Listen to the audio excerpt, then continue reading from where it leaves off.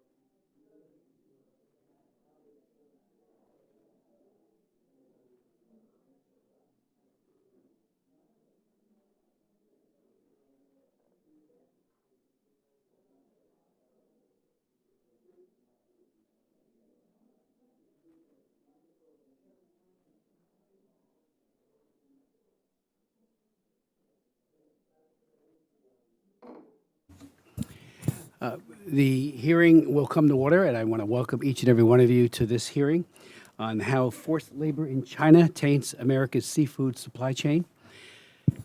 The compass, as we all know, is an instrument of great assistance to navigators and seafarers. Its origins lie in ancient China, specifically in the Han Dynasty, which dates back to the 3rd century BC. It's one of the many enduring contributions China has made not only to maritime exploration, navigation, and safety, but also to world civilization. Yet today, we find ourselves confronting a very different reality in China, where its moral compass is adrift, both at sea and on the land. Recent revelations from a comprehensive 4-year investigation conducted by the Outlaw Ocean Project has shed light on deeply troubling practices within the Chinese distant water fishing fleet and seafood processing industry. These practices involve egregious violations of human rights, including forced labor and other exploitative activities.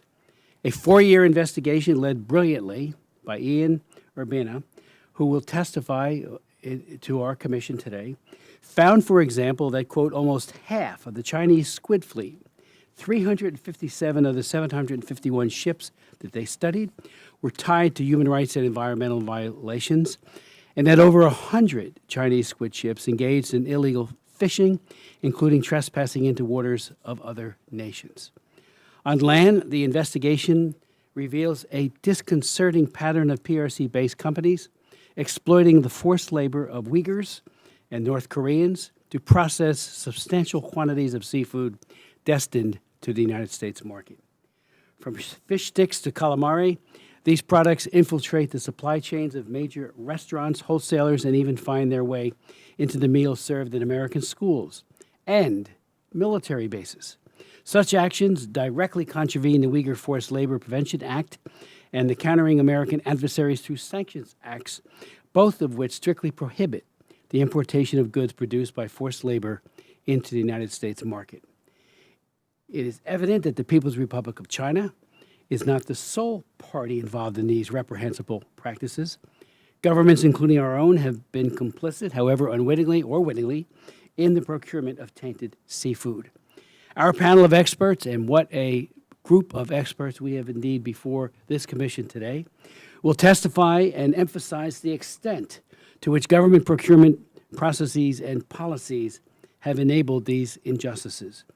That is why Senator Merkley and I have drafted a letter to the Department of Homeland Security without objection. The letter to Mayorkas, to Secretary Mayorkas, will be made a part of the record, calling for a comprehensive investigation into not only the PRC's disturbing activities at sea and on the land, but also the weaknesses of our system and the complicity of the private sector in the seafood industry. Beyond these egregious abuses of human rights, there are also national security implications as well. Chinese fishing vessels serve as part of China's maritime militia. Earlier this year, such vessels, under the guise of fishing boats, severed cables on Matsu Island, an island off the coast of China, still under the control of Taiwan. Additionally, hundreds of Chinese fishing ships reportedly operate in waters belonging to the Philippines, Vietnam, Malaysia, and Indonesia, serving as a civilian militia to escort Chinese oil and gas survey vessels and drilling rigs. More to the point, just last Sunday, a Chinese Coast Guard ship collided with a Philippine vessel en route to deliver supplies to an outpost that the Philippines maintains at Second Thomas Shoal, located approximately 100 nautical miles off its coast. China claims that this territory, far beyond its legitimate boundaries, despite the fact that the Permanent Court of Arbitration in The Hague made a binding decision in 2016 under the UN Convention on the Law of the Sea that this area lies within the Philippines' territorial waters. This underscores an important fact. China, under Xi Jinping and the Chinese Communist Party, is willing to upend rules of the global international order and act in a lawless, predatory manner both at sea and on land. It shows no respect for human rights. We see that in a myriad of areas in addition to this one today, and it does not respect labor rights. I would point out parenthetically that when China was under consideration and the United States was moving towards the WTO with China, I held 2 hearings on that and voted against ascension into the WTO and argued that they would change the WTO and not the other way around.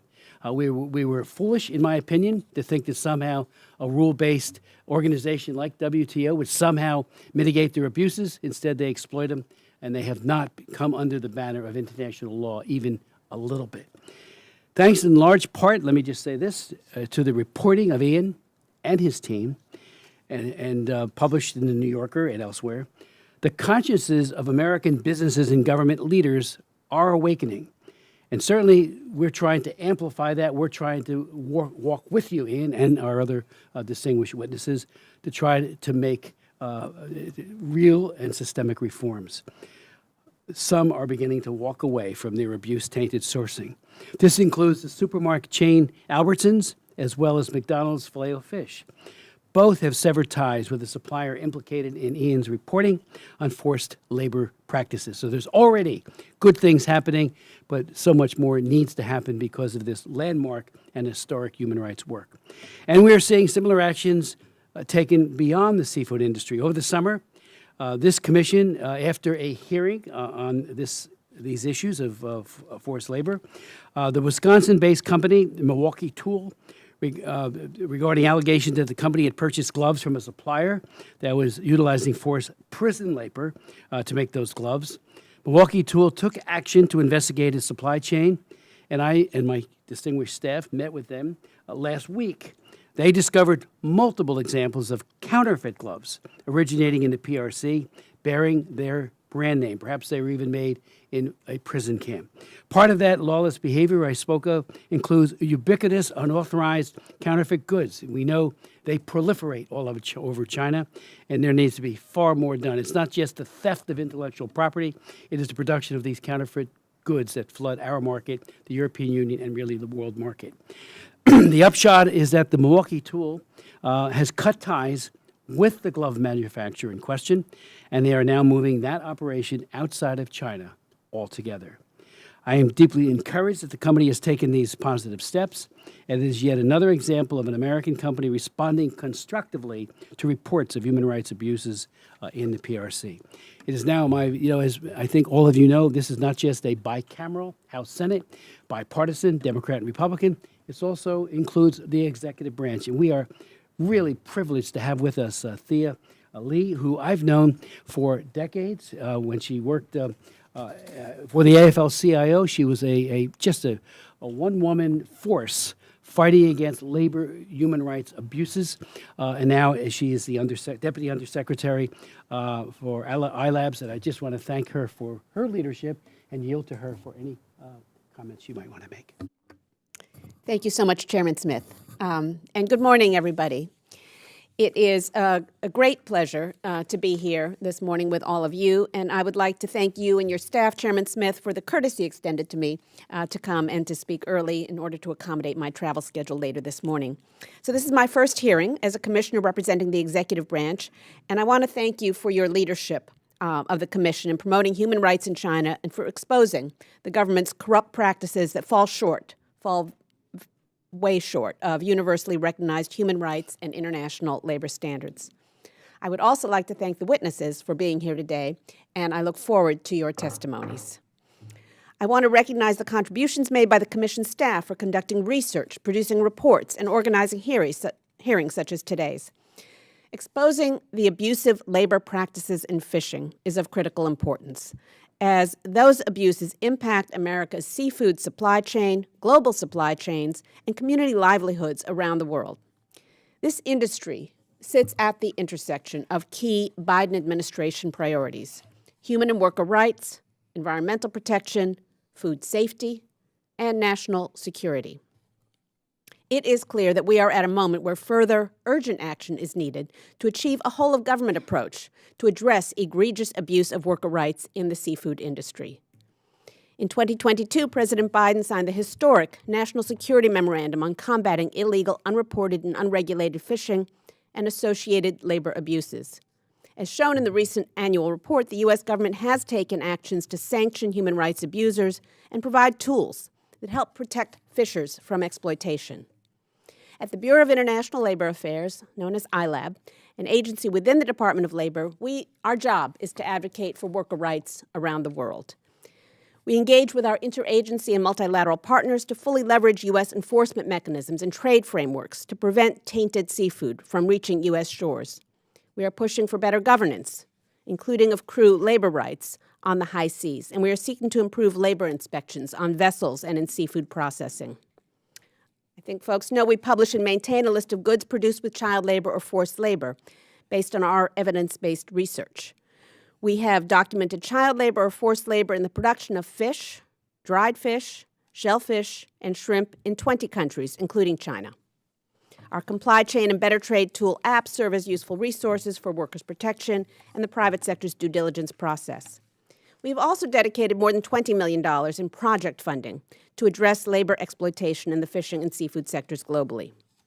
Our research and advocacy work has directly contributed to the U.S. government's ability to stop tainted seafood at the border. The sanctioning of Pingtang Marine Enterprise, a Chinese fishing conglomerate, for labor abuse and illegal, unreported, and unregulated fishing was a significant step in our enforcement actions. But we know that government action alone will not solve this problem.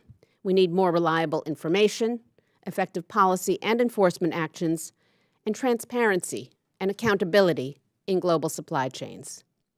We would like to see, as Chairman Smith said, the industry take greater responsibility for global supply chains.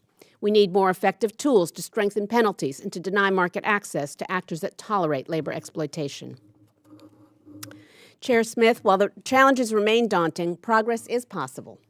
And I saw this clearly. I met with some Indonesian fishers and advocates earlier this year at the Seafood Expo North America, and they told me that some simple improvements in working conditions, such as having access to Wi-Fi, could so that they have means of communication at sea could help prevent exploitation. It could make an enormous difference in people's lives. And we have been working with the Taiwanese government and with others to see if we can move that forward, because it provides a chain of communication and it can help address especially some of the most egregious labor abuses in terms of unsafe conditions and forced labor. So I'm looking forward to hearing from the witnesses today on suggestions on how government, business, and consumers can help turn the tide on forced labor in fishing. The Department of Labor is deeply committed to building a more sustainable seafood sector that respects labor rights and promotes the welfare of all the workers on fishing vessels and in the processing chain. Again, let me thank the witnesses, the esteemed witnesses, for being here today. I'm looking forward to hearing your testimony. But I also want to thank you for the work that you all do every day to bring attention to these urgent issues. Thank you. I look forward to the rest of today's hearing. Secretary Lee, thank you so very much. And again, this commission is really, really blessed to have you on it. We worked with you, when you were not within government, and to have such an advocate who is so knowledgeable is truly remarkable. So thank you so much. I'd like to now introduce our distinguished witnesses, beginning first with Mr. Ian Urbina, who is the director and founder of the Outlaw Ocean Project, a Washington, D.C.-based nonprofit journalism organization that produces investigative stories about human rights, environmental and labor concerns at sea. Mr. Urbina and his team of international investigative reporters conducted a remarkable, historic, landmark, 4-year investigation both on land and at sea, exposing horrific labor abuses in the global seafood industry, attributable to the Chinese Communist Party, and how this has tainted the United States seafood supply chain. I'd like to note that this reporting is truly groundbreaking. It's the first reporting of its kind, revealing how Uyghurs, North Koreans, and others are forced to work in seafood processing plants. His team is doing incredible work to shed light on the plights of persecuted communities and individuals trapped and held either on Chinese fishing vessels or in these plants thousands of miles away from their homes. Before founding the Outlaw Ocean Project, Mr. Urbina spent more than a decade as a staff reporter for the New York Times. He has received various journalism awards, including a Pulitzer Prize and an Emmy. Thank you for your important work and for joining us today. Our next distinguished witness is Professor Robert Stumberg, a professor of law at a place not too far from here, Georgetown University. He directs the university's Harrison Institute for Public Law, which often works with public officials and coalitions on health and food, trade policy, and human rights for workers. He's published several pieces, incisive pieces, including one titled Turning a Blind Eye, Respecting Human Rights in Government Purchasing. Professor, we look forward to learning more about U.S. government procurements and much, much more from you today, which will help guide us as we try to weigh in very strongly on this important issue. So thank you. We're also joined by long-term friend Greg Scarlatu, the executive director of the Committee for Human Rights. He testified before this commission on multiple occasions from as early as 2012, and before the Committee on Foreign Affairs as well, when I was the chair of the Subcommittee on Africa, Global Health and Global Human Rights and International Organizations.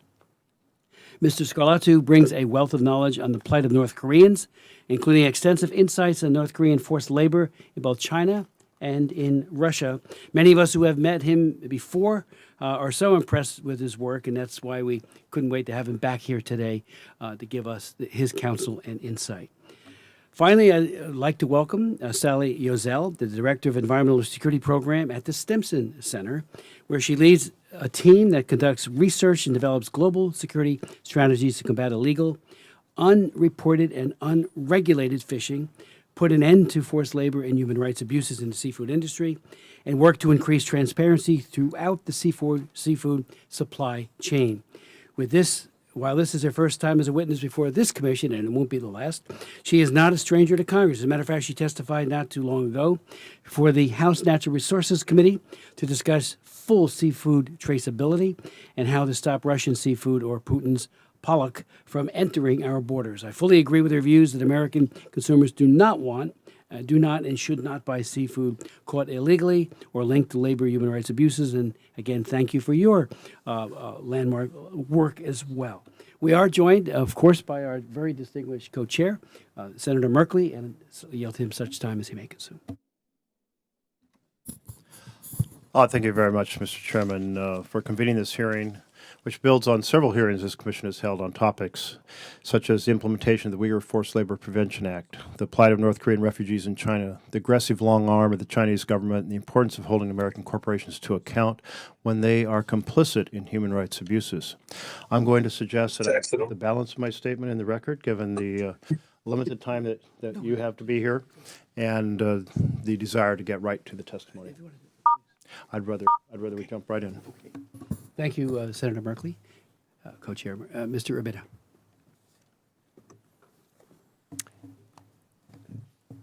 Thank you to Chairman Smith and Chairman Merkley, and thank you to the rest of the commission for inviting me to speak.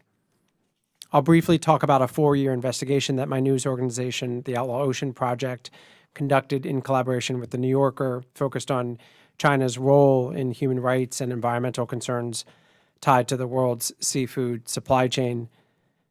Seafood is a distinct global commodity. It is the world's last major source of wild protein.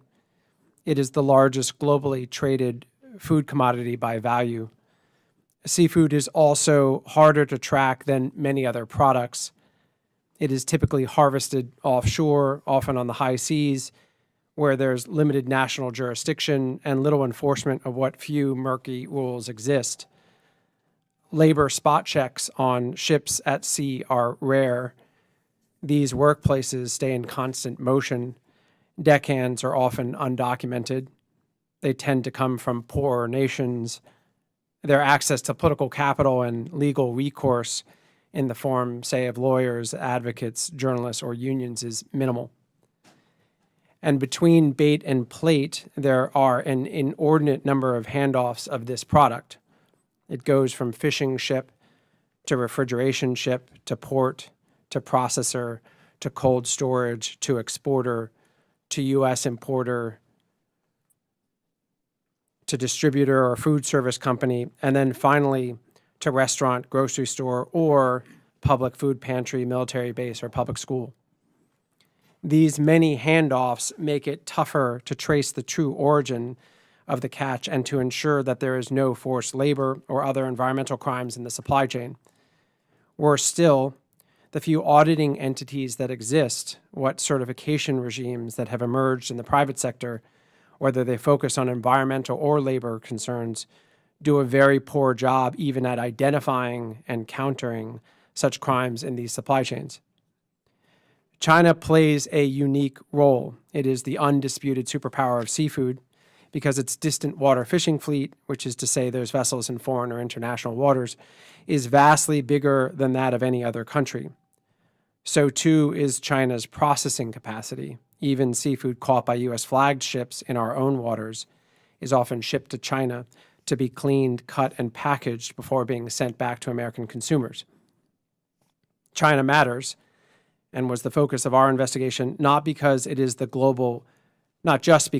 the global linchpin of seafood production, but also because China is the most opaque of settings, the most prone to illegal fishing practices, and, come to find out, the most dependent on forced labor when it comes to seafood. This forced labor occurs in two distinct realms, at sea and on land, on the fishing ships and in the processing plants. At sea, the problem of forced labor is endemic and varied. Debt bondage, human trafficking, beating of crew, criminal neglect in the form of berry, passport confiscation, wage withholding, denial of timely access to medical care, death from violence. We found a widespread pattern on Chinese ships.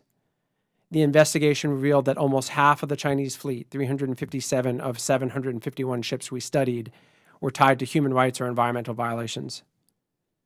On land, the problem of forced labor is deep and consistent, especially after the start of the global pandemic led to severe labor, logistical, and supply chain problems in China. The government there began helping its massive seafood industry keep production and exports up and running. It did so by moving thousands of workers across the country from Xinjiang, a landlocked and subjugated region in the far west, to Shandong, a coastal eastern province in the far east, where much of the seafood infrastructure is based. Most of the global seafood industry is impacted. The investigation found that since 2018, more than 1,000 workers from Xinjiang have been forcibly relocated to at least 10 seafood processing plants in Shandong that supply dozens of major U.S. seafood brands, as well as brands in at least 20 other countries. I need not tell this commission about China's labor transfer programs and the ways in which this state-run effort has been legally defined as state-sponsored forced labor, because the ethnic minorities pressed into service do not have an option to say no to these jobs. I also do not need to remind this commission that under the Uyghur Forced Labor Prevention Act, there are very clear and strict prohibitions of any products in part or whole being imported to the U.S. that rely on Xinjiang labor. Lastly, I do not need to tell the people gathered here that if credible evidence is brought forward, as I think our investigation has, indicating the existence of Xinjiang labor in a particular supply chain, then this federal law, the UFLPA, puts the onus on industry, on the companies themselves to prove that they do not in fact have Uyghurs or other ethnic minorities Xinjiang labor tied to their products. And until they do, U.S. Customs and Border Protection are supposed to block shipments of this import. U.S. companies responding by simply saying that their partners in China at the plants have reassured them that no forced labor exists in their plants is probably not sufficient evidence that they are free from forced labor.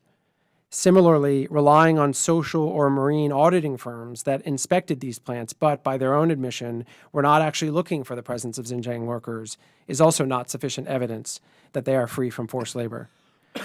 The Chinese seafood industry and government has already responded that using Xinjiang workers is not illegal under Chinese law and that the use of these workers does not constitute forced labor because they receive proper living conditions, a salary, vocational training, and fair treatment.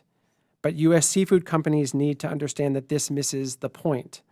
Under U.S. law, any use of Xinjiang workers is deemed illegal because it occurs in the context of a larger government-run and coercive program, and whether these workers are paid or they tell auditors or the state media that they are happy to have the job is not relevant.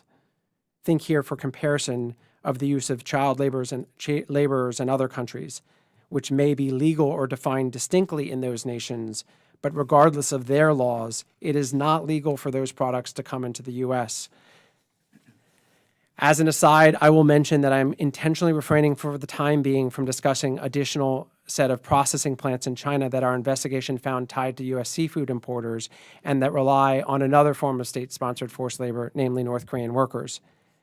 As you know, imports to the U.S. associated with this demographic of forced labor is also strictly prohibited by federal law.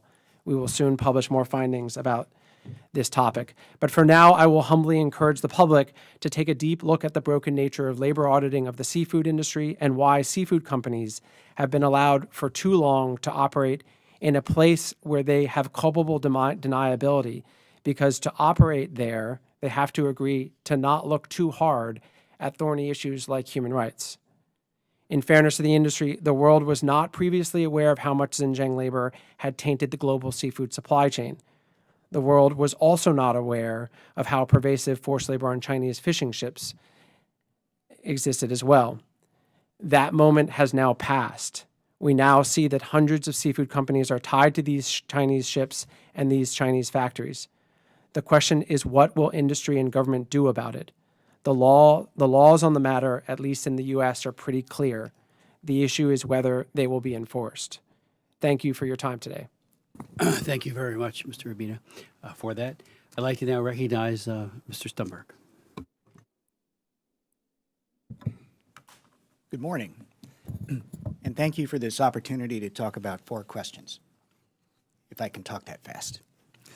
Number 1, which U.S. government agencies purchase seafood? Number 2, is the Buy American Act an effective antidote to purchasing seafood that is tainted by forced labor? Number 3, does the prohibition on purchasing goods made with forced labor and the U.S. Federal Acquisition Regulation Is it effective?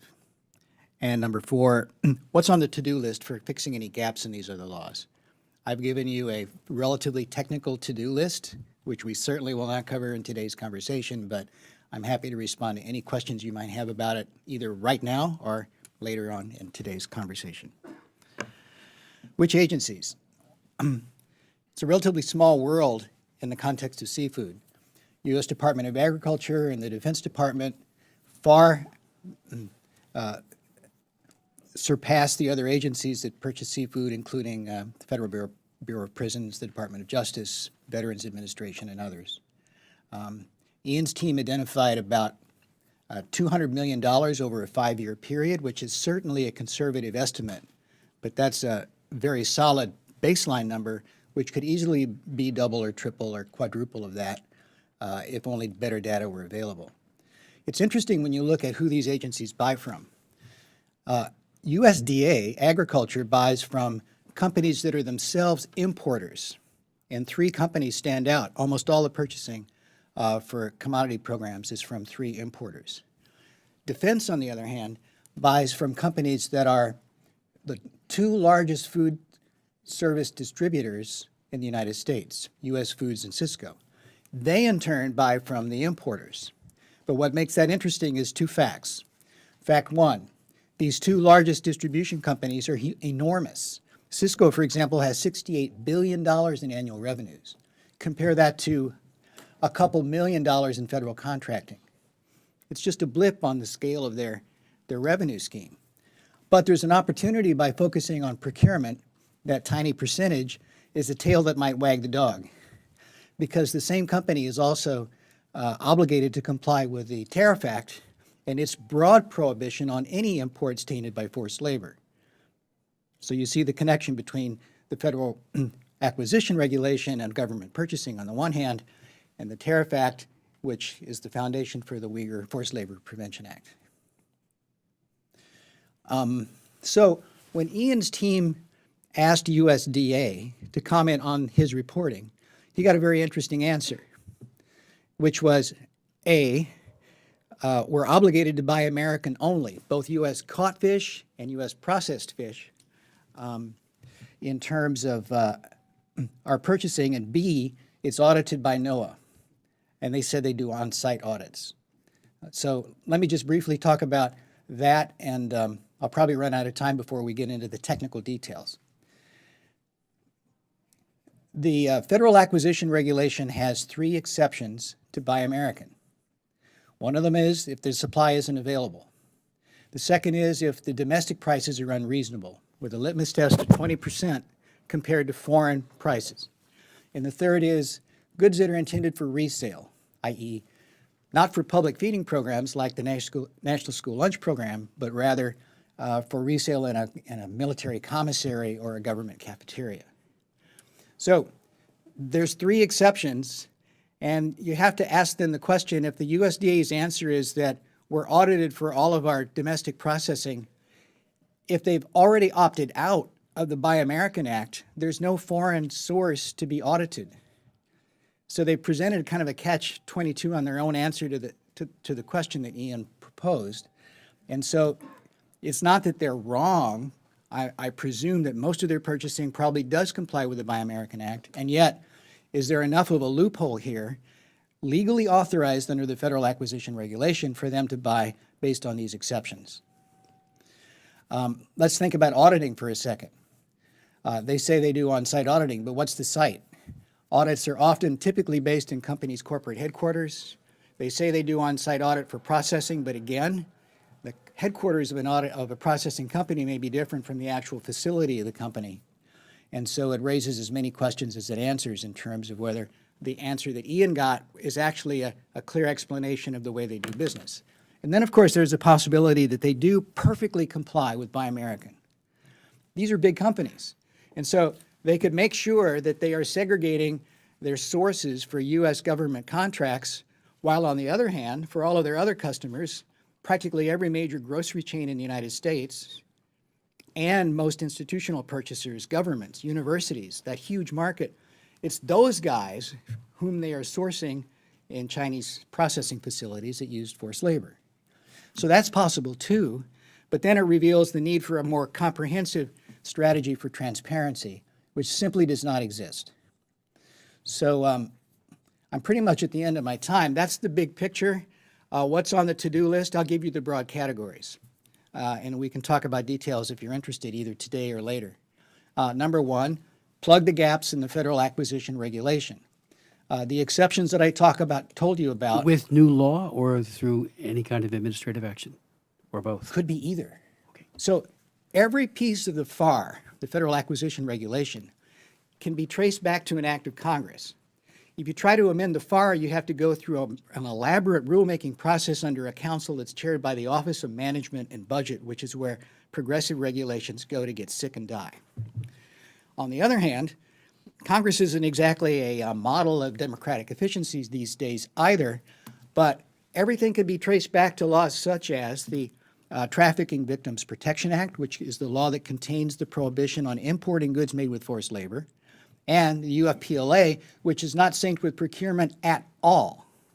So the opportunity to sync the UFPLA, which is run by Border Control Agency, and procurement is an enormous opportunity, and there's no connection whatsoever at this point.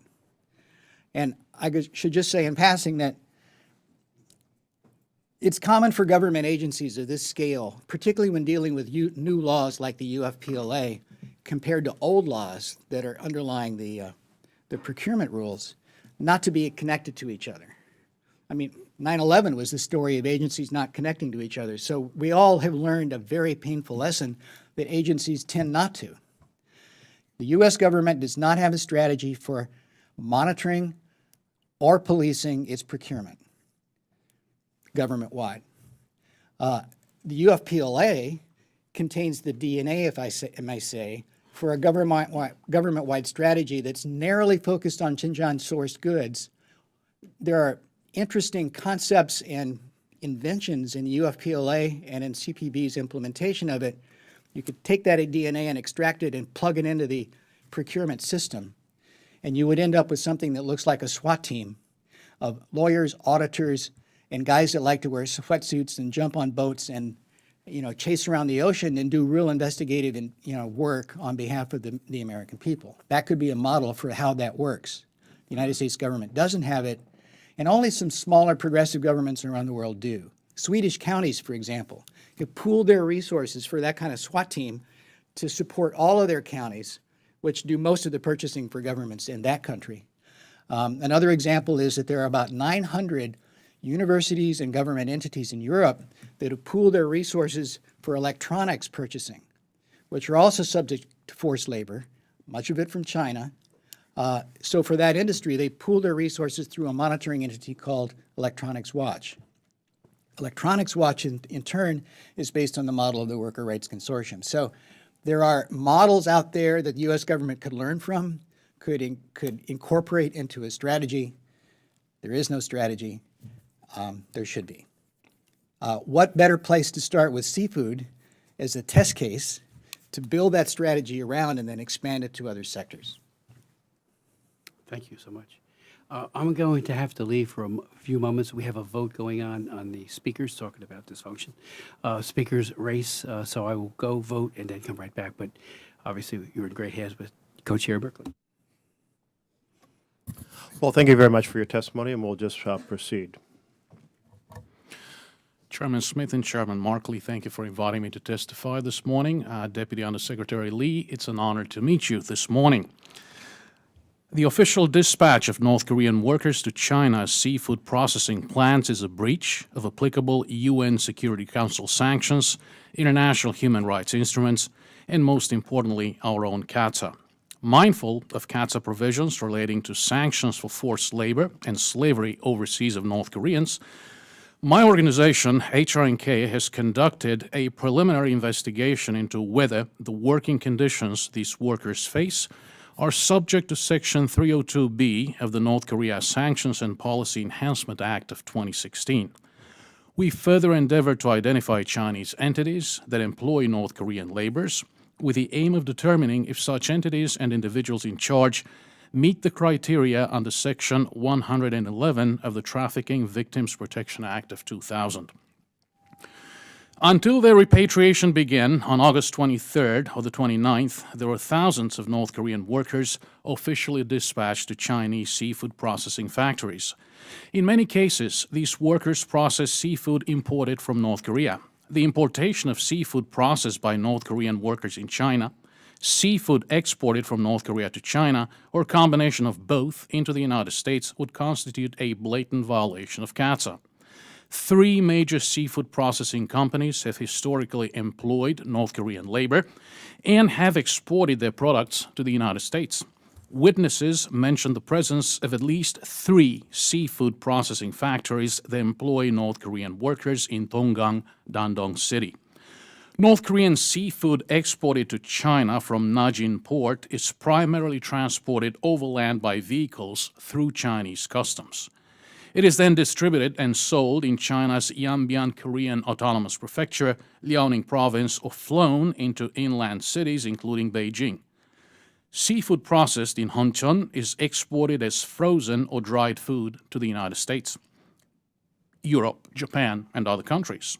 The main North Korean seafood products transported inland in this manner include various species of squid, croaker, snow crab, hair crab, and blue crab. North Korean workers process fish caught seasonally, such as cod and pollack, as well as clams during clam season. They also process octopus and shellfish packaged as Chinese export products. There are reported instances of processed seafood marked Made in China being shipped out to Vladivostok, where labels are switched to Made in Russia and exported to third countries. The employment of North Korean workers in Chinese seafood processing plants and labor standards violations may contravene to the ILO's Forced Labor Convention No. 29 and the Abolition of Forced Labor Convention No. 105, other ILO conventions, the Universal Declaration of Human Rights, and the Protocol to Prevent, Suppress, and Punish Trafficking Persons, also known as the Palermo Protocol. The North Korean seafood processing workers face inhumane working conditions, long working hours, denial of proper rest and breaks, harsh treatment, and minimal safety measures, posing a risk to their physical and mental well-being. Lack of freedom and communication, they're often isolated, facing limited contact with the outside world and their families. They're unable to exercise their right to freedom of movement and communication. Absence of labor rights, such rights, including the right to unionize and engage in collective bargaining, are inexistent. North Korean workers covet overseas positions as the average monthly remittance of $70 is dramatically higher than the $3 average monthly industrial wage in North Korea. The average bribe paid to be dispatched workers is $2,000 to $3,000.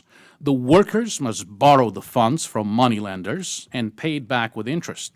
The workers are lured with false promises and subsequently entrapped under abysmal working conditions. Wage violations through compulsory contributions extracted by the North Korean authorities, unpaid overtime, precarious safety, and health conditions are widespread. The workers must moonlight for other companies to pay back their loans with the approval of 3 site supervisors, party security agency technical manager, who must also be bribed. Including moonlighting, a North Korean seafood processing worker in China may make up to about $210 a month. The North Korean workers' monthly wages are paid upon their repatriation in North Korean currency at the official exchange rate. During the COVID-19 quarantine, the workers received no wages, and the interest on loans increased, reportedly leading to about 30 suicides, most of them women. The Chinese companies pay the North Korean regime mostly based on production volume. The payment is made in Chinese currency. Men mainly carry frozen fish blocks, and women sit down and peel fish or squid or sort clams and crabs by size. Most of the North Koreans work the whole day in cold storage. Additionally, the pungent smell inside is unbearable. North Korean workers at the Chinese seafood processing plants usually work about 10 hours a day. If production targets are not met, the workday can extend to over 12 hours. The witness respectfully recommends the following: continue to encourage civil society groups with relevant networks to continue investigating conditions of work at Chinese seafood processing factories and whether products processed by North Koreans may end up on the U.S. market. Propose that new findings on violations affecting North Koreans at such factories be included in the annual report on trafficking in persons required under Section 110B of the Trafficking Victims Protection Act of 2000. Seek to determine whether the government of China has made any serious and sustained efforts to eliminate severe forms of trafficking in persons as they relate to the official dispatching of North Korean workers to Chinese seafood processing plants. And finally, seek to confirm whether seafood exported from China to the United States contains North Korean seafood products and whether North Korean workers officially dispatched to China process seafood exported from China to the United States. If confirmed, for example, if confirmed based on newly available information and analysis, for example, such products would have to be denied entry at any of the U.S. ports pursuant, for example, to a prohibition under Section 307 of the Tariff Act of 1930. Thank you very much. Thank you so much for bringing this perspective to bear on the North Korean element of forced labor. And now we'll turn to Sally Ozell. Good morning, Chairman Merkley and Undersecretary Lee. Thank you for the opportunity to testify today. I ask unanimous consent that I include my full testimony into the record. Without objection. I was asked to speak about IUU fishing, or illegal, unreported, and unregulated fishing, and the seafood supply chain. IUU fishing can take many forms and has been linked to criminal and illicit activities such as smuggling of guns, drugs, and wildlife, human trafficking and forced labor, as we've heard, as well as money laundering and tax fraud. In all of its forms, IUU fishing directly contributes to overfishing, threatening the sustainability of fish stocks and damaging marine ecosystems. IUU fishing harms the economic, food, and environmental security of coastal communities, particularly in developing countries, and can destabilize the security of maritime states by fueling corruption and distorting markets. I saw these impacts recently firsthand on a trip to the Gulf of Guinea, where Chinese-owned operations have expanded their industrial fleets, fish meal operations, and fish bases. These developing nations often lack the financial and technical capacity to manage their fisheries, and they often lack the political will, which can be influenced by Chinese investment. This can lead to food insecurity and unemployment, environmental degradation, and civil unrest. IUU fishing counts for a third of global fish harvests, and it is valued at more than $30 billion annually. Ultimately, it occurs because it remains profitable. Loopholes persist, and the opaqueness of the global seafood supply chain have made it largely invisible to governments, businesses, and consumers. That is, until last week, when Mr. Urbina's reporting has blown the lid off one of the most traded food commodities in the world, revealing a very dark side that has flourished undetected. Seafood accounts for more than $140 billion in trade each year. The demand for seafood is greater than ever. The United States is the second largest seafood importer behind China, and last year we imported 340,000 metric tons of seafood valued at over $30 billion. We know one simple truth. U.S. consumers and consumers around the world do not want to eat seafood that is caught illegally or that is the product of forced labor and human rights abuses. But how do they know? The United States imports about 85% of all its seafood. Just under 40% of U.S. seafood imports are initially caught in U.S. waters, exported for processing in Asia and China, and then re-imported into the United States. An illustrative example of this is pollack and salmon. Because of the war on Ukraine, Russian-caught seafood is currently banned from the United States, yet Russian pollack and salmon enter U.S. commerce every single day. Under the U.S. Cool Act, fish that is processed in China becomes a product of China, essentially hiding its real origin. So Russian catch can be processed alongside U.S. harvested fish, where it is commingled, and processed into fish blocks, fish sticks, canned salmon, or frozen fillets, and then sent back to grocery stores, restaurants, and even our own school lunch programs, and onto unwitting American consumers. Stopping the importation of Putin's pollock through China is an easy fix if the United States government implemented a more comprehensive traceability system that tracks seafood throughout the supply chain. As a former co-chair of the task force which created NOAA's Seafood Import Monitoring Program, called SIMP, I can say with certainty that SIMP was originally visioned to prevent and deter IUU fish from entering the United States. It was to effectively and efficiently track all imported seafood from the point of harvest to its initial entry into the U.S. market, or as we like to say, bait to gate. SIMP has been in operation for 6 years. Yet it only covers about 45% of the U.S. seafood imports.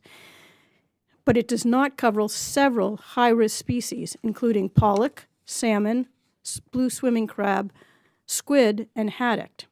As NOAA Fisheries looks to improve its program, they must consider the fact that SIMP is currently a single, narrow program rather than a true traceability system.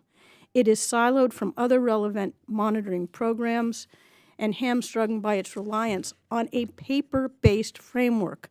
This opens the door to falsification and prevents the use of advanced risk analytics.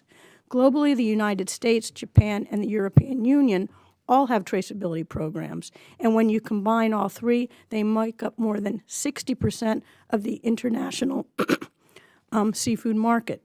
This is a powerful block. Several additional programs are coming online, such as South Korea and Australia.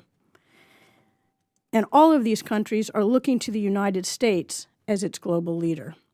At home, numerous agencies are working to combat IUU fishing. NOAA Fisheries manages the SIMP program, as I noted. The U.S.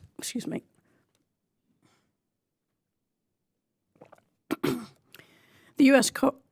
Coast Guard uses satellite AIS and radar to track its fishing vessels at sea. The Department of Labor monitors for forced labor and human rights abuses. The Food and Drug Administration collects seafood data relating to human health and food safety. And the Treasury Department follows the money, which can provide valuable insights into beneficial ownership of IUU fishing enterprises, and I could go on. But despite all of this data and all of these programs, the International Trade Commission estimates that $2.4 billion worth of IUU caught fish products enter the U.S. market in 2019 alone. In my written testimony, I have shared 10 next steps that can be implemented now to achieve a broader, more holistic vision to prevent IUU fish from entering our markets.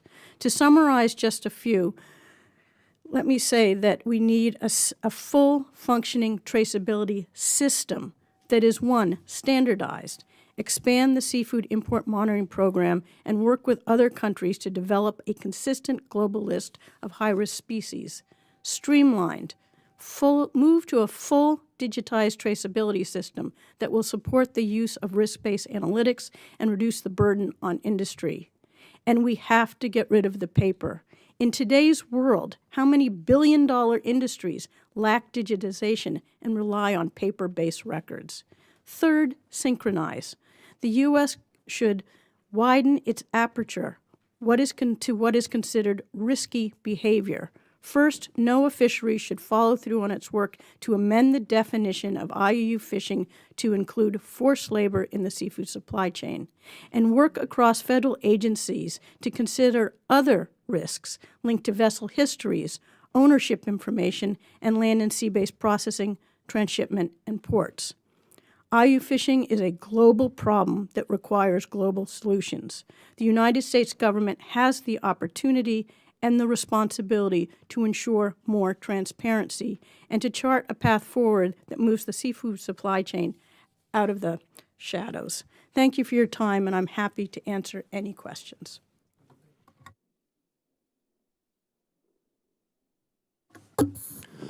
Thank you very much, Ms. Yozell.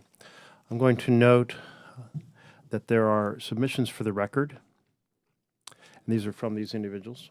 Yes. From Judy Gearhart, Research Professor, American University Accountability Research Center. From Badri Jamali, the Horn of Africa Institute. From Stephanie Madsen, Executive Director at Sea Processing Association, and Michael Sinclair, former executive at Brookings. If there's no objection, their material will be entered into the record. Hearing none, so ordered. And now our chair has returned.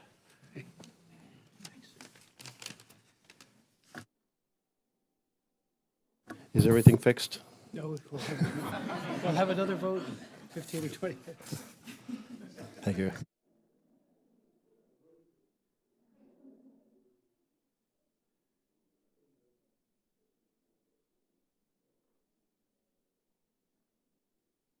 You know, Mr. Rabida, you mentioned auditors and you know, one of the things that I've been very concerned about for the longest of times, as a matter of fact, back in 2012, I actually chaired a hearing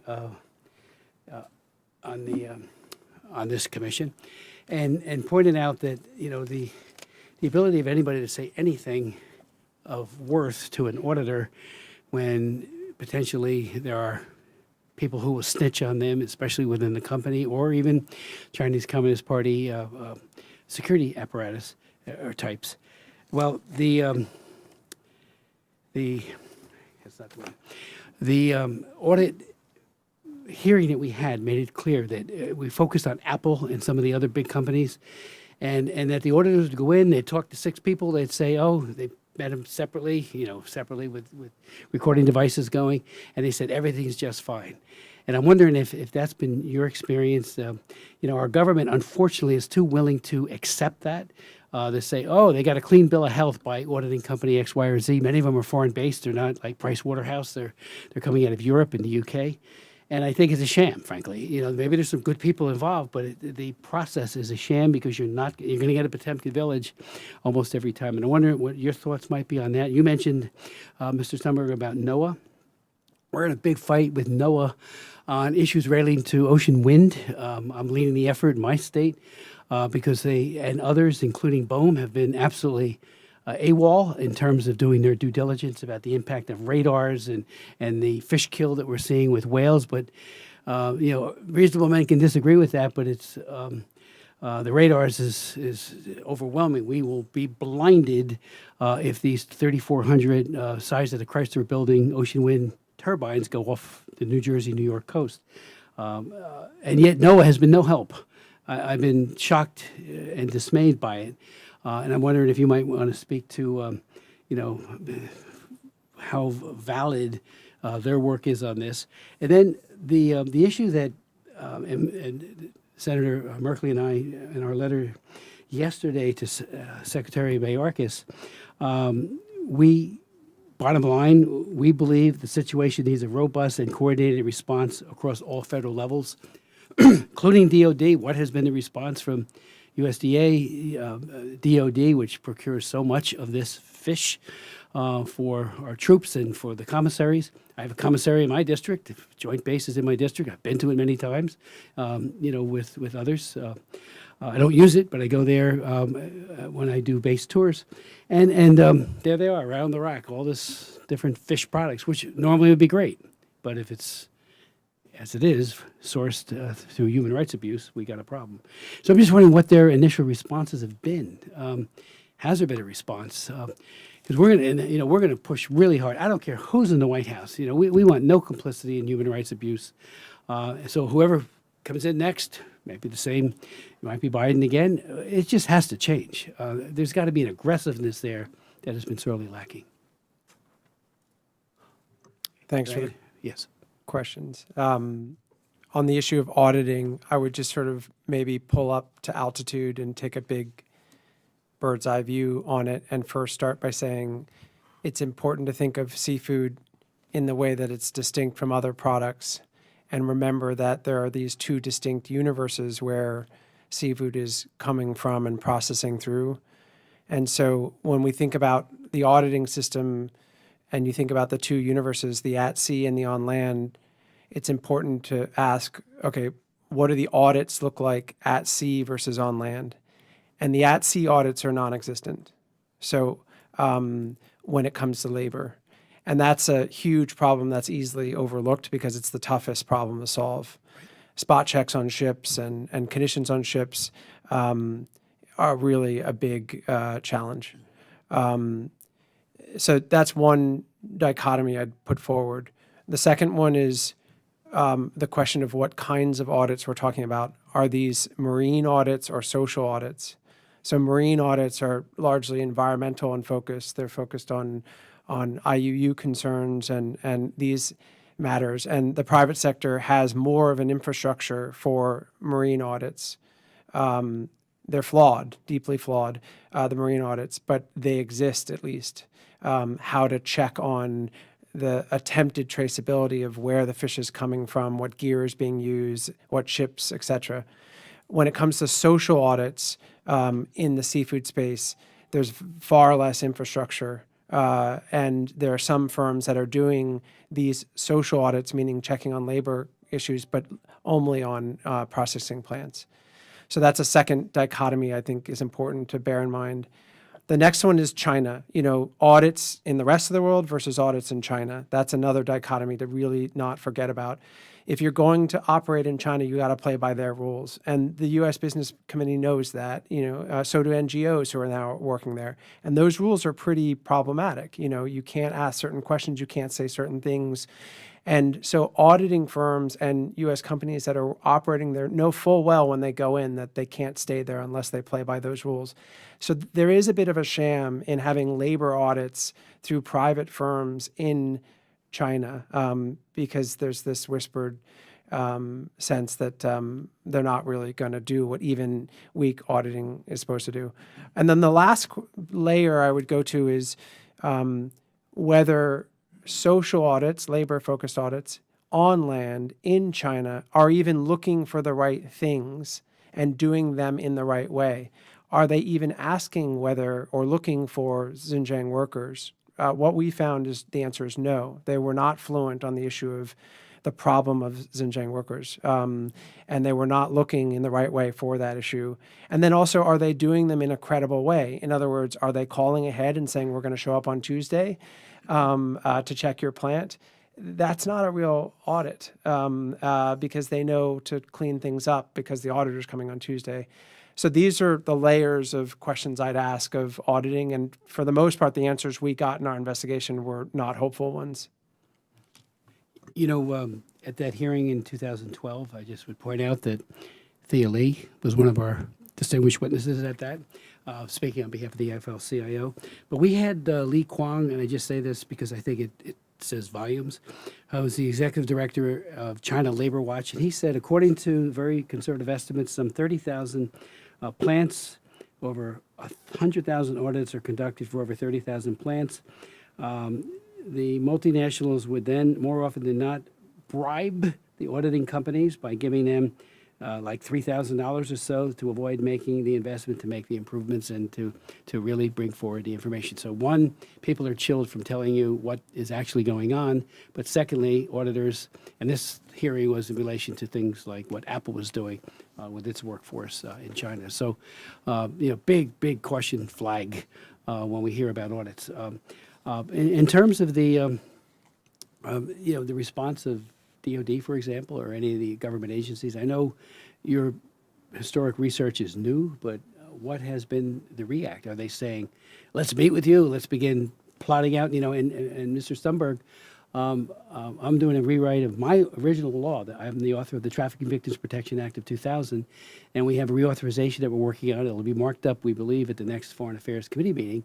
That said, we're looking at some new language in a number of areas. I'd love to get your input as to how we could amend that or should amend that. So please, either now or in follow-up. We just need that from you, if we could.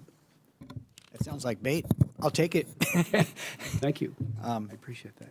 The Trafficking Victims Protection Act, as implemented in the FAR, requires prevention plans to prevent the government from buying goods made with forced labor. Right. Good. It only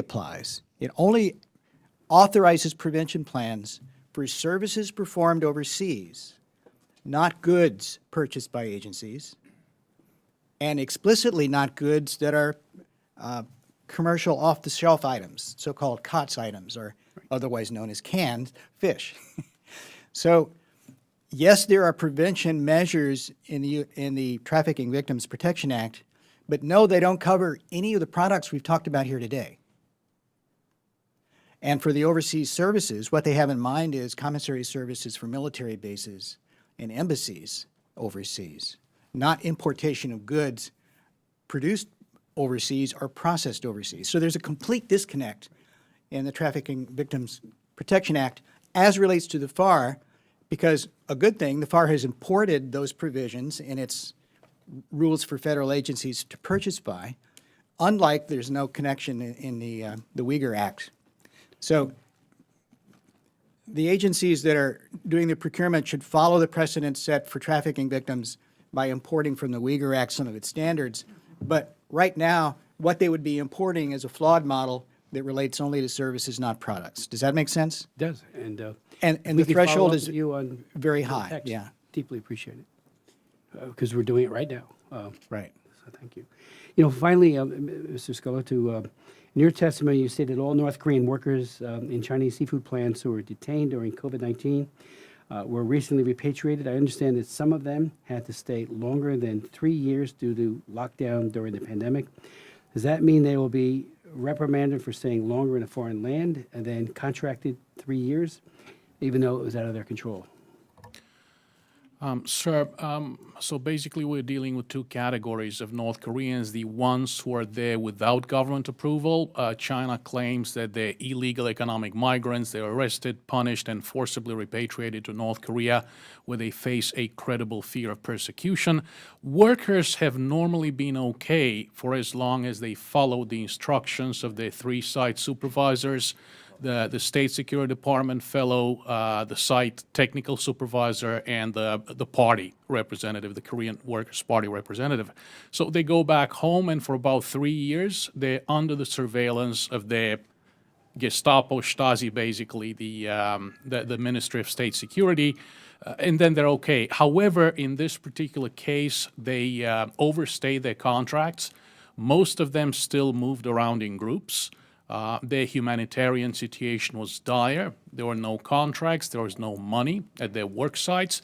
Few of them managed to moonlight if some companies were still open for business with the approval of the three site supervisors whom they had to bribe. We have had very credible reports from sources within the North Korean escapee community, who in turn have their sources inside China, that things were so bad that these workers had to work on Chinese farms. They barely had one meal a day. And it went as far as these workers go into the local markets to acquire vegetable clippings, the clippings that are thrown away, and making vegetable soup out of them. I've mentioned the issue of loan sharks. These workers do want, at the initial stage, positions overseas. The average monthly salary of a North Korean industrial worker is $3 a month. They can make as much as 70, or if they manage to moonlight, even up to 210. They have to pay a bribe in the amount of $2,000 to $3,000. They have to repay the loan sharks. Interest accumulates. This is what happened under COVID, and they were all under tremendous pressure. We have had reports of about 30 suicides amongst these workers, most of them women. In terms of the repression they face when they go back home, based on what we know about how North Korea operates, yes, sir, they will be under much more pressure than their predecessors who were simply out there in China until the contracts expired and then they came back home. In North Korea, it doesn't matter that you haven't done anything wrong. If there is a perceived offense of having worked at an unauthorized work site, having overstayed your contract regardless of the reason why, the likelihood that they will face some degree of punishment, if not harsh punishment, is quite high. Ms. Uzel, a few years ago, I chaired a hearing on Malaysia and being red carded for their abuses with regards to their fishing. Can you explain the difference between the U.S. seafood import program and the red carding program of the EU? Sure. So the EU system, as you say, is a carded system, and basically it is a government-to-government system in which literally there is catch verification that the seafood that is being caught is not IUU fish, and if it is, then a country will first receive a yellow card, and then if they don't improve their the work they do, then they get a red card, and when they receive a red card, all seafood from that country is no longer allowed to be imported.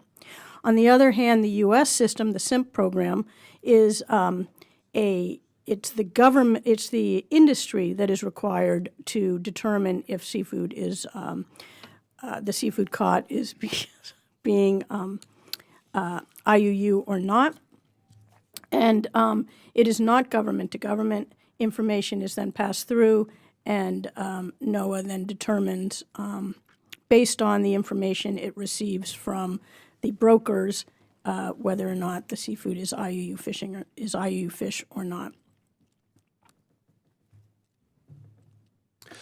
Thank you so much. And I'm going to ask you, Director Urbina, thank you for your 4-year study. And in your testimony, you note that you studied some 751 ships. And you've also referred to how difficult that is. What does it mean to study a ship? Like, were 751 boats tracked as to what they were offloading and where they were offloading it, or were these conversations with 751 crews, or how did you go about this very difficult task? Sure. Again, thinking in bifurcated fashion, at sea, on land. So 3 of the 4 years was really focused on the at-sea universe. And our hope was to look at the entire Chinese distant water fleet. That was too big to take on. So we then honed it down to look at the portion of the fleet that we thought was potentially most interesting and illustrative. So we honed in on the Squid fleet for a bunch of reasons. The Squid fleet in the distant water, Squid fleet is in the most interesting places around the world: North Korean waters, coast of West Africa, high seas Falkland Islands, high seas Galapagos. The goal then was to go to those 4 places and lay eyes directly on the vessels and try to talk our way onto the vessels to witness crew, witness conditions, check seafood traceability in their refrigeration, talk to officers and captains, etc. And that was successful in each of those places. We were able to get on vessels. When that didn't work, we interviewed crew through a very old school method of bottle communication. So we would write notes in and put them in plastic bottles weighted down with rice and cigarettes and candy. And when the ship would try to leave, when they saw us coming, we would follow them, and I would throw bottles onto the back of the vessel, and the crew, usually the deckhands, the captain was looking forward, the deckhands were facing backwards. They would receive the bottle. Sometimes they wouldn't open it, read it. Other times they would. They'd take the message out. It was written in Bahasa, so Indonesian, because a lot of the crew are Indonesian, Chinese, and English. There would be a pen in there. Sometimes they would scribble responses to the questions back, phone numbers of family back home, pleas for help. They'd put it back in the bottle, throw it back over, we'd pick it up. So that was a labor-intensive process, but very effective in getting interactions with crew. So that was sort of the on-the-water method of reporting. The remote method of reporting was a deep dive on various forms of data, which would allow you to understand where have these ships been, by way of tracking them through satellite technology, et cetera. Are they engaged in sovereignty incursions, so illegal fishing in that form? Or is there a written record in any universe, be it foreign media or state reports or other databases, of dead bodies coming off of these ships, of infractions by these ships? So vacuum in all that you can about the vessels and build a database so that you can identify levels of concern for different vessels, and then connect the supply chain dots from those vessels to refrigeration, to port, to processing plant, to U.S. or European buyer. And so that's the only way you have impact is if you can make it relevant to European and American consumers. And for that, you need the supply chain work.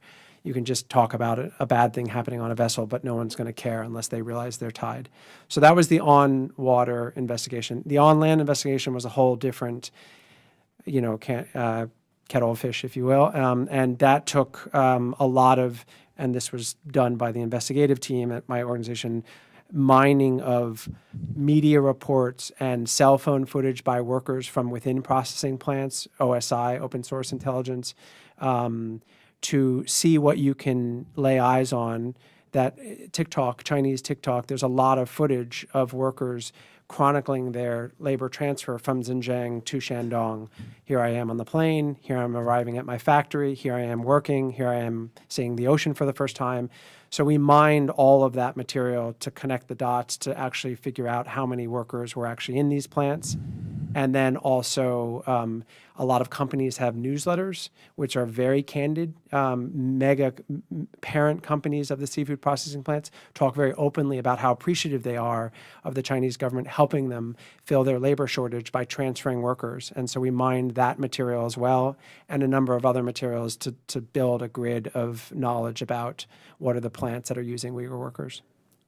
It is truly a stunningly expansive project you undertook under incredibly difficult circumstances, and just as you were describing, throwing bottles onto the boats and hoping somebody will open the bottle. You apparently got a lot of bottles thrown back, giving firsthand accounts, and so thank you for elaborating on that. I am really kind of struck by just all of your testimony of how complex and difficult it is to tackle this particular this challenge. One piece that I hadn't anticipated was that U.S. flagged vessels fishing in their own waters ship their produce to China for processing. So immediately it's intermixed. U.S. produced food is intermixed with the Chinese flow. Is that an inevitable piece of the economics of processing because it's so labor intensive, or why is American seafood from U.S. vessels in American waters being shipped to China for processing? I'll take that one on. Can you hear me okay? Inevitable is the word that I focused on in your question. I think the answer to the inevitable part of your question is no, but it depends. The challenge of solving that problem depends on the type of seafood. So if you look at the history of squid, very labor-intensive, costly, dirty work. And late 80s, early 90s was wholesale shipped to China for the cleaning, processing of it. There is not much infrastructure for processing of squid in the U.S. The challenge that the industry will face for finding alternate places to do that work is going to be tough. Pollack, different story. There are, out of Alaska, at-sea processors who are doing a lot of the processing in U.S. waters, on U.S. vessels for U.S. consumers and avoiding the problem. Can they scale up? I don't know. But really an honest answer would have to look at the type of seafood and then look at how could we encourage processing alternatives that allow industry players to not rely on North Korean or Uyghur worked factories in China. I'll ask, thank you. And I will say, Professor Stumberg, you described Director Urbina's work as James Bond would be impressed. And I think that's certainly, the more you know about your project, the more that rings true. One of the challenges we've had with the UFLPA is that even if goods are detained, when they are released, they are sent to Canada. If they're banned from our market, they're sent to Canada or Europe. How much do we have to accentuate international cooperation to have any significant impact on this challenge? In addition to that, 2 years ago, Congress asked, Is your microphone turned on, sir? it says talk. Okay, okay. 2 years ago, Congress asked Department of State and Defense to look around the world and report back to Congress on the risk of forced labor in seafood. And Sally probably knows more about this than I do, but the report that came back to Congress was that 29 countries, including China, but 29 countries have a very high risk of forced labor in their seafood. And so the need for this kind of monitoring is profound. You're right. There are obvious markets all around the world. If they can't sell their seafood in the United States, they're going to go somewhere else. They are going to go somewhere else. Someone else will buy that seafood. So why bother? Right? Well, from a moral point of view, why bother is easy. You know, the American taxpayers don't want to be trading on forced labor products just to save a few pennies on the dollar. Why bother in terms of the rule of law and a global economy that is working for working people in the United States as well as abroad? If American workers, including the processors in Alaska, have to compete with forced labor in China, they're not going to. How do you compete with slave labor? So let me Right. let me reframe the question. Right. Because as a principal author of UFLPA, I certainly believe that we should be doing this. How do we get Canada and Europe to work in concert with the United States to help us tackle this challenge? Well, I don't have a profound answer to that profound question, but I will observe this. Europe is ahead of this. The European Union has already approved a comprehensive sustainability disclosure mandate for all of their member governments, a directive that was approved and is now being implemented, approved last year, being implemented now, the Corporate Sustainability Reporting Directive. So they're years ahead of us for that country, Europe-wide, industry-wide disclosure system, the kind of systematic approach that Sally was alluding to earlier, including very specific auditing protocols. And they're implementing it now as we speak. On the tail of that, both the European Parliament and the Commission have approved proposals for mandatory due diligence, which is, I guess, legalese for doing the kind of homework that Ian was talking about, and the kind of homework that CPB has outlined for itself in its own work plan. It's just that when you read the details of the European approach to due diligence, it's pretty gauzy. It's chock full of legal jargon. It's hard to understand how it's really going to happen. But when you read the CPB program, you go, oh, this could actually work. So in some sense, the United States is a thought leader, but we're way behind Europe in terms of scaling this up and applying it not just to seafood, not just to food, but industry-wide, region-wide.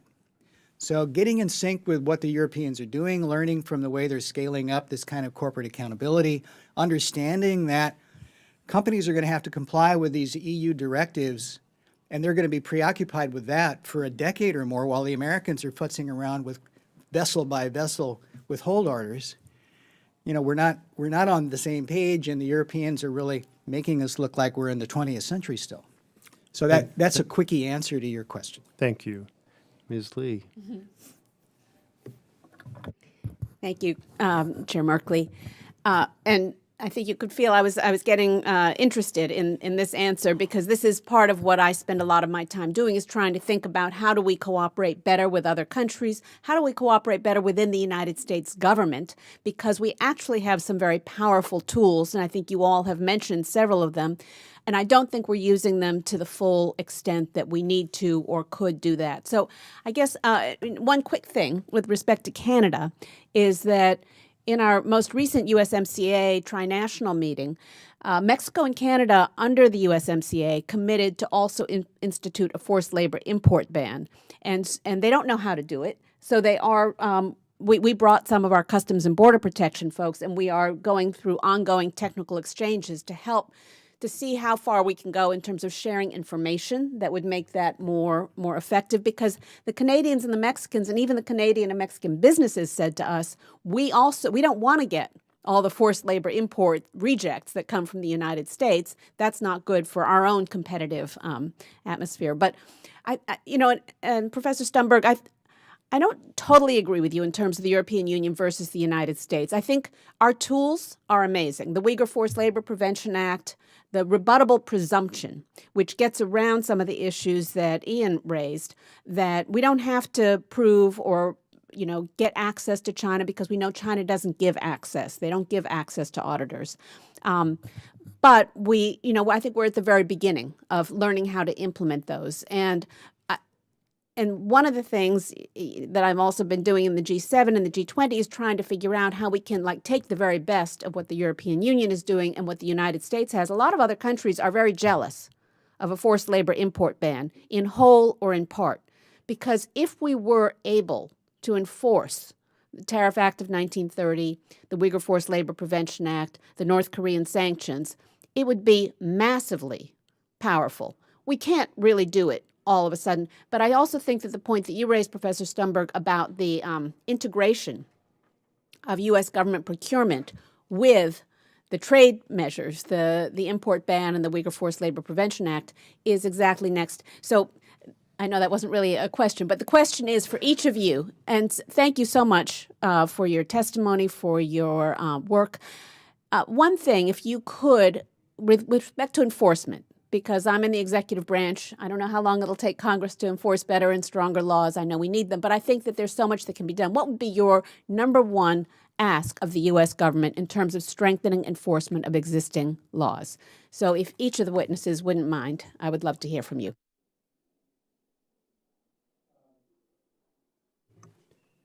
I'm going to cheat and answer with multiple small pieces that add up to one. I think that when it comes to enforcement, as the point you made, there's a real problem within the U.S. government about agencies not actually working well with each other. And I know that sounds boring and very Washington-focused, but as I look at this over a decade, it's a huge problem. So you even look at things like trafficking getting introduced as a element within SIMP. The bigger issue is that the agency that oversees SIMP isn't built to be looking at trafficking issues and labor issues. ILAB is, and even state is. But the whole program of SIMP resides under an agency that's a bunch of folks that are really, really strong on fishery issues and marine issues, but not labor issues. But everyone is defensive about their jurisdiction, and therefore there's language in the rule, but not real actual implementation of it. That's got to be fixed, and it's by people in this room. Similarly, threshold issues, say in Customs and Border Patrol, at their own interpretation of WROs, and what is the threshold for a case that might be brought forward. This person was trafficked, here's the evidence. The burden is on NGOs and journalists to do all that work. That's a problem. And then it's handed to Customs and Border, and Customs and Border sometimes their lawyers will say, okay, but we want recent stuff, recent defined as within the last 2 years. These contracts, these people are at sea for 2 years. So your case is going to be automatically kicked out because your case of a trafficking human being is 3 or 4 years old. But the nature of the industry that that person's working in, they're going to be offshore for 2 years. So there are fundamental interpretive flaws and threshold issues in how these agencies are implementing the tools on the table, that unless someone really pushes and fixes those, the best law in the books isn't going to get what it's supposed to do.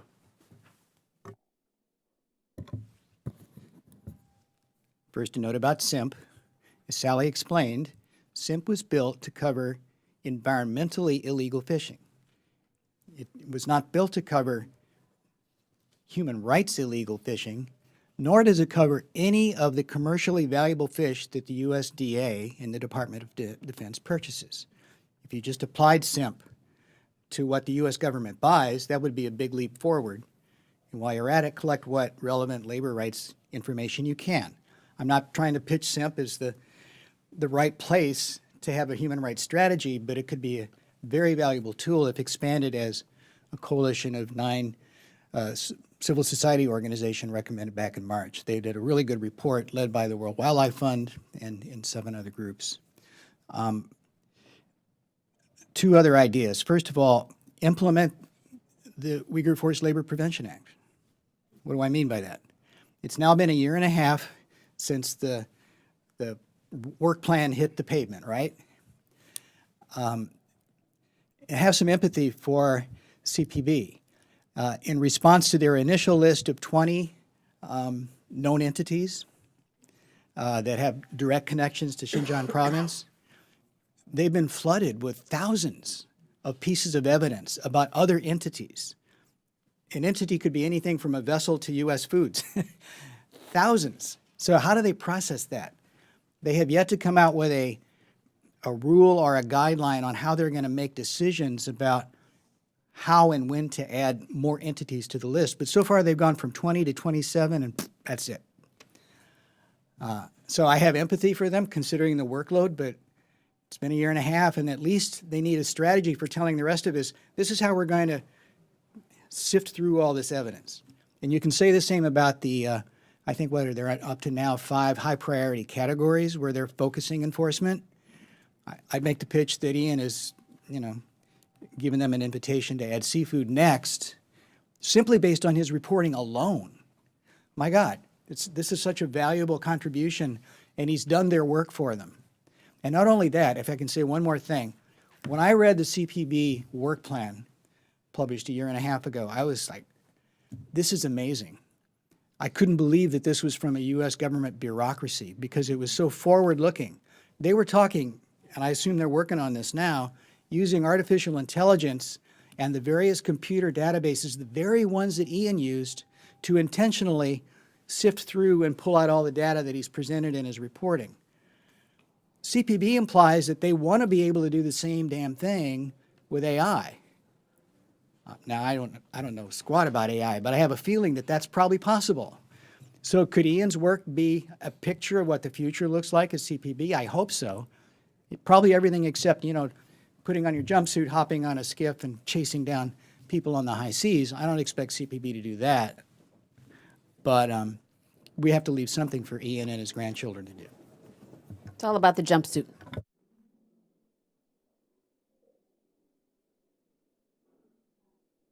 If I could say one last thing, but thank you so much for those answers. And I actually completely agree with what you both said here. And it's one of the things iLab is in cooperation talks with both CBP and with NOAA because, as you say, we have the expertise. I have 165 staff now. We have tremendous technical expertise.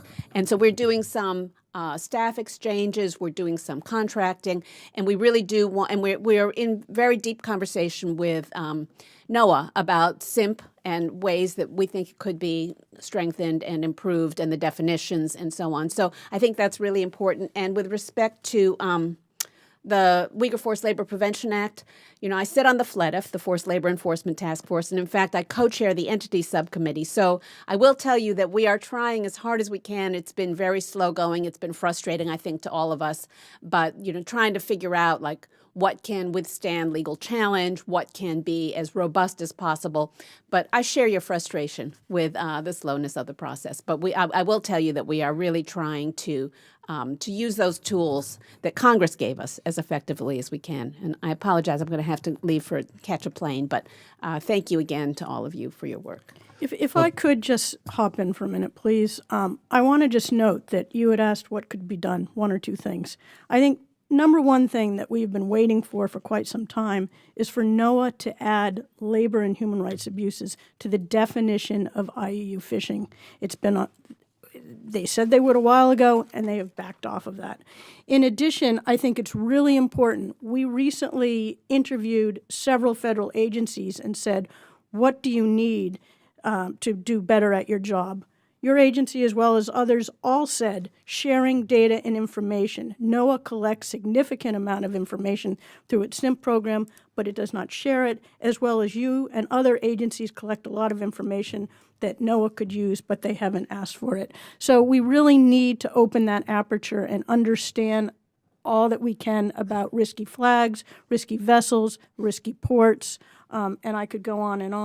And I also want to just note that, there are a number of things that were in the NDAA and appropriations that have asked NOAA to try to harmonize the data and information more, and that has yet to occur. And then just finally, expanding the list of species covered. It's such a small list, yet pollack, salmon, squid, blue swimming crab, and haddock, all species we know have been the result of IU fishing, are not on NOAA's list, and they must be expanded to those and others. Thank you very much, Director Yozel, and thank you, Deputy Undersecretary Lee. This is why it's so valuable to have this commission have members of both parties from the House and Senate, but to have members of the executive branch. And I think much of the recommendations and ideas that are discussed here, having you here to hear them directly from your role inside the administration, hugely helpful. I hope we have given you sufficient time to catch your plane, but really appreciate that you're here in person. Thank you. Thank you. Thank you.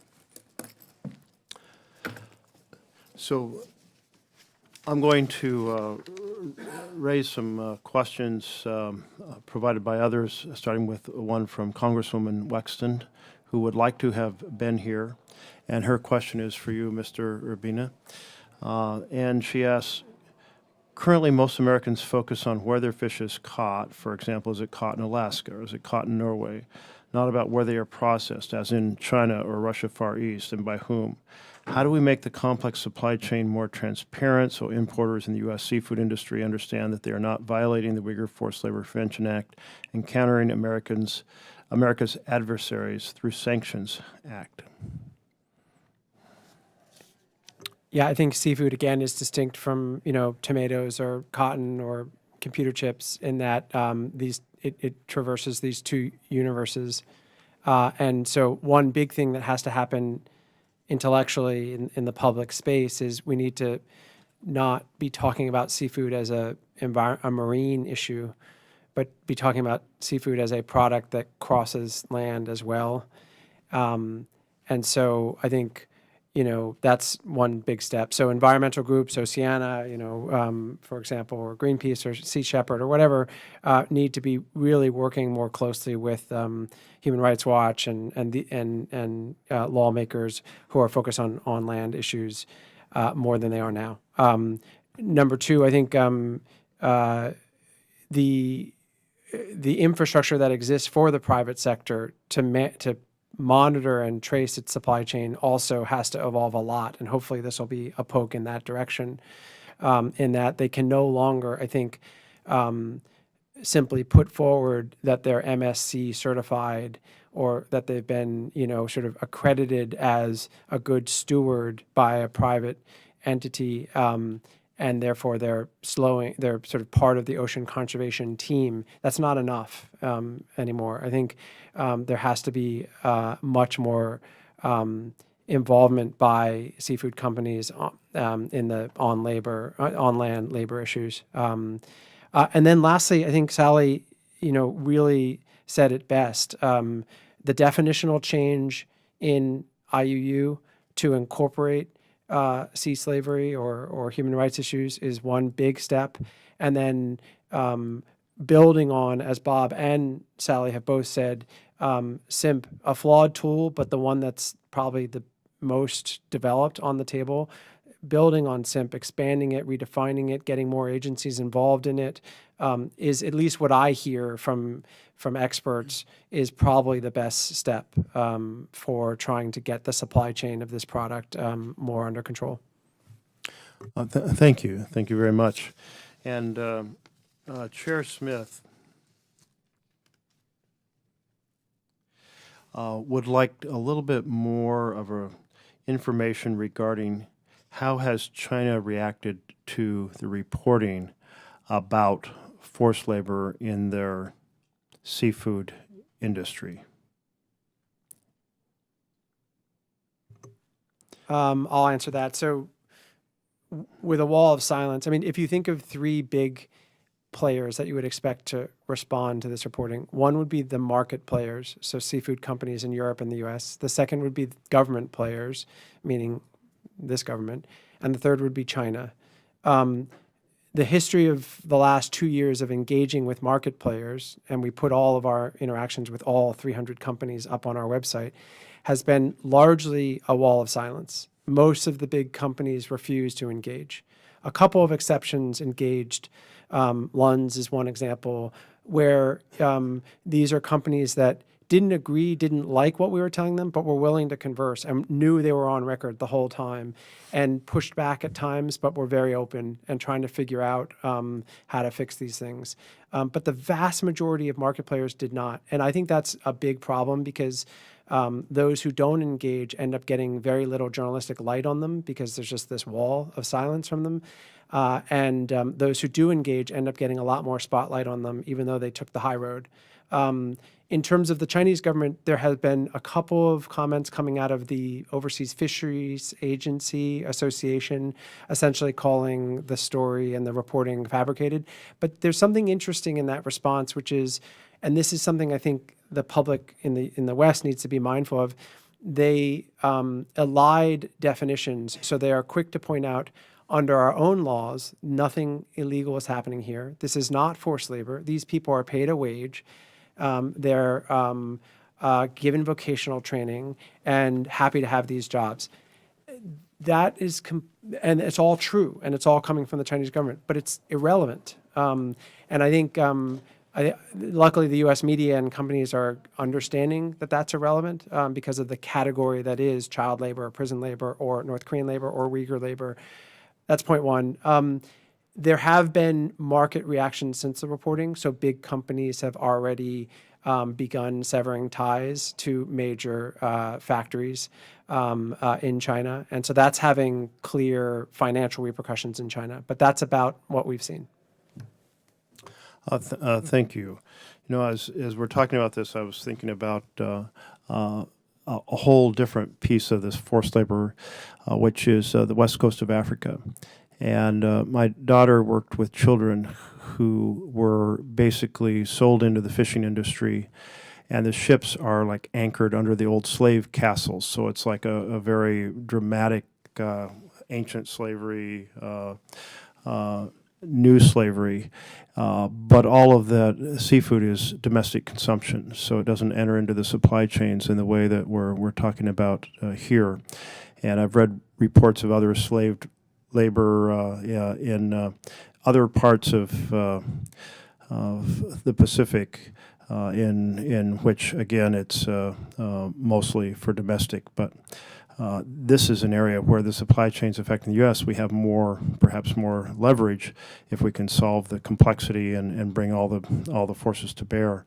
I did want to go back to just one piece of this, which was the purchasing by the U.S. government.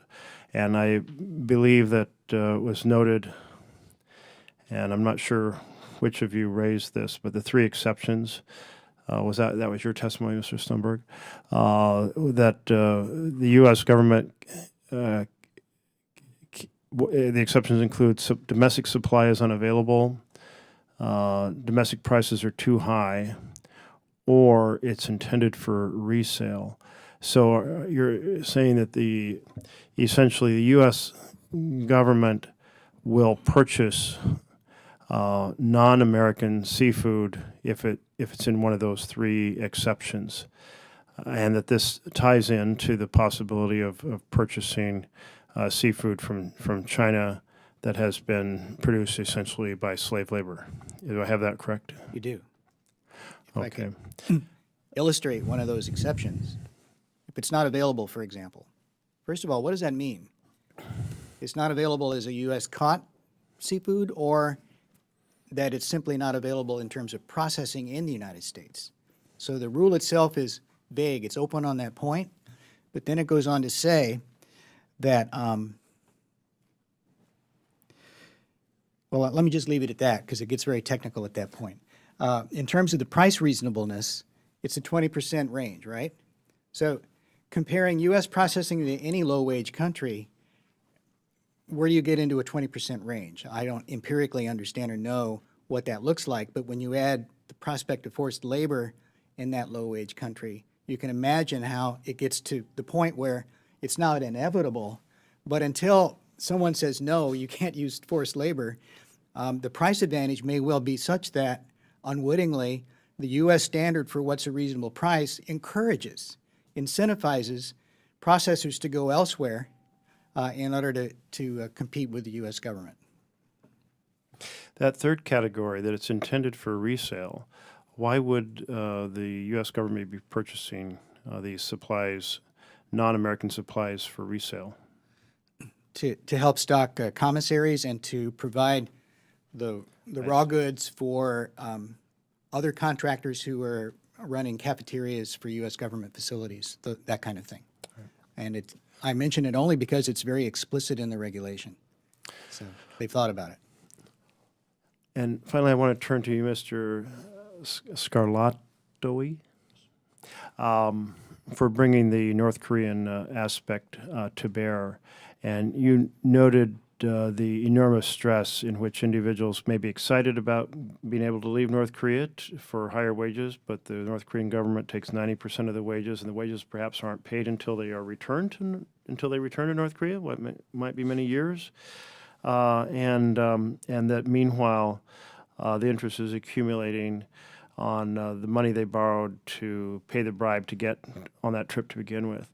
And that the stress of this combined factor has produced significant evidence of suicides, primarily women, you mentioned. Why primarily women?